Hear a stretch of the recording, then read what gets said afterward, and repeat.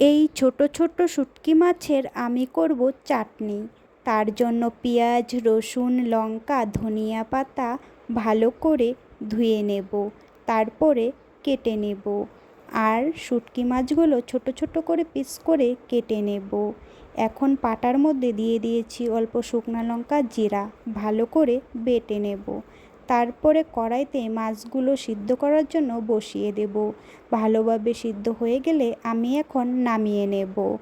তারপরে পাটার মধ্যে মাছগুলোকে থেতলিয়ে নেব। এখন দেখো আমি সব কিছু যা যা লাগে রেডি করে নিয়েছি। এখন কড়াইতে তেল দিয়ে হলুদ লবণ দিয়ে মাছগুলি ভেজে নেব।